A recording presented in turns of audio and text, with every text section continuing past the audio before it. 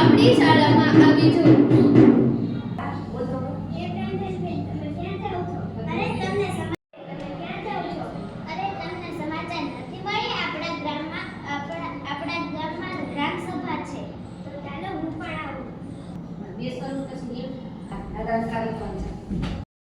જો મારું નામ છે રાવ માનસ ધર્મેન્દ્રભાઈ. હું ગામ મોરડી નો એક સરપંચ છું.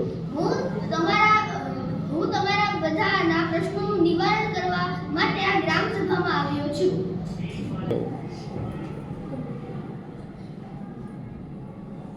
સરપંચ શ્રી, અમારી શેરીઓના રસ્તા સારા નથી. હું મોરડી ગામનો તલાટી છું.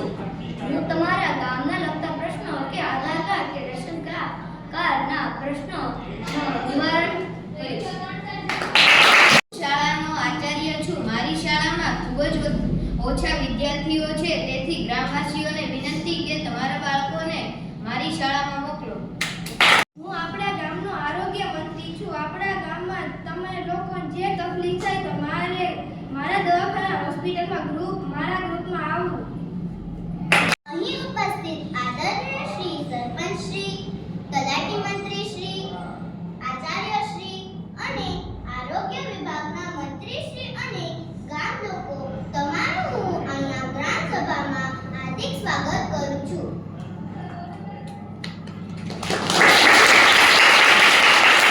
હવે હું સરપંચ શ્રીને વિનંતી કરીશ કે આપણા ગામના તલાટી મંત્રીનું પુષ્પગુચ્છથી સ્વાગત કરે.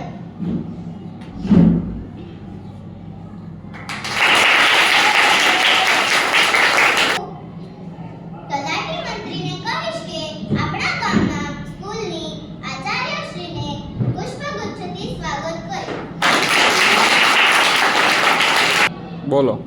હવે હું સરપંચ શ્રીને કહીશ કે આરોગ્ય વિભાગના મંત્રી શ્રીનું પુષ્પગુચ્છથી સ્વાગત કરે.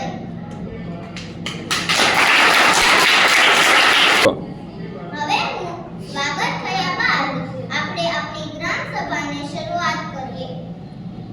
શ્રીનું પુષ્પગુચ્છથી સ્વાગત કરે.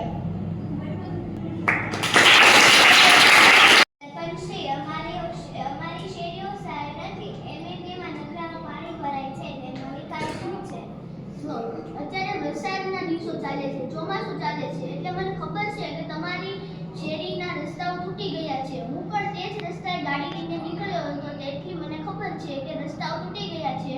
મેં એન્જિનિયર સાથે વાત કરી લીધી છે. તેઓ તમારા ગામના રસ્તાને ઠીક કરી દેશે અને કાલે જ રિપેરિંગ કામ શરૂ થઈ જશે. તમારે ચિંતા લેવી પડશે નહીં.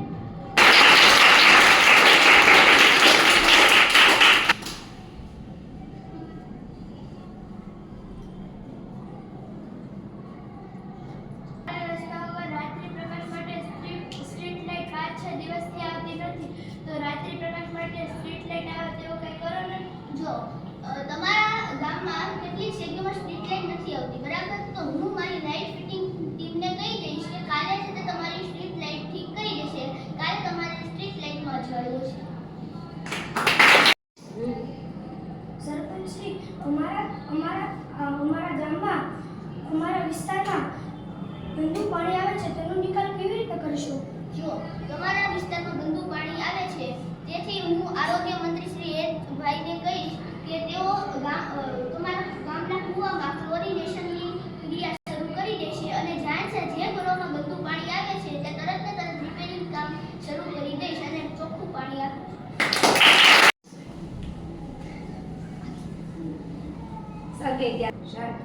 તલાટી મંત્રી શ્રી, અમારા ગામમાં બધા જ્ઞાતિના લોકોને રોજગાર કે ધંધો નથી, તો તેની માટે તમે શું કહેશો? સરકારની યોજના જેવી કે મહાત્મા ગાંધી ગેરંટી યોજના, ગામના ઘણા લોકો પાસે રોજગાર નથી અને જે નર્મદા તળના મજૂરો તરીકે કામ કરે છે તેમને સરકાર એક દિવસ માટે વતન 40 રૂપિયા આપવામાં આવશે. આચાર્યશ્રી,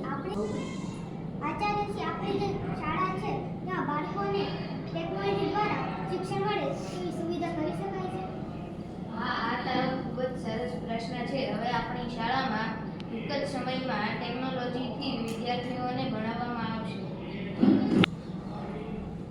ખુશી આગળ આવી જશે. તલાટી આરોગ્ય મંત્રી અમારા ગામની શાળાઓમાં બોલો. અમારા ગામના દવાખાનાઓમાં દવાની સગવડ અપૂરતી છે તો તેના માટે તમે શું કરશો? તમારા ગામમાં અપૂરતી સગવડ છે તો હું મારા ગ્રુપને કહીશ કે આ અપૂરતી સગવડને પૂરતી પાડવા મદદ કરે. સાહેબ, અમારા ગામમાં સમયસર બસ આવતી નથી, તેમનું તમે યોગ્ય નિવારણ આપો. જો તમારા ગામમાં બસ આવતી નથી તેથી હું આચાર્ય શ્રી કૃષ્ણ સાહેબને કહીશ કે તેઓ બસના ડ્રાઈવર સાથે વાત કરી લે અને કાલથી તમારા ગામમાં સમયસર બસ આવી જશે તેનું વચન આપું છું. અમારા ગામમાં રોગચાળો ખૂબ ફેલાયેલો છે, એટલે તમે પાણી ખૂબ ગોળું થાય છે ખરાબ, એટલે તમે એની દવા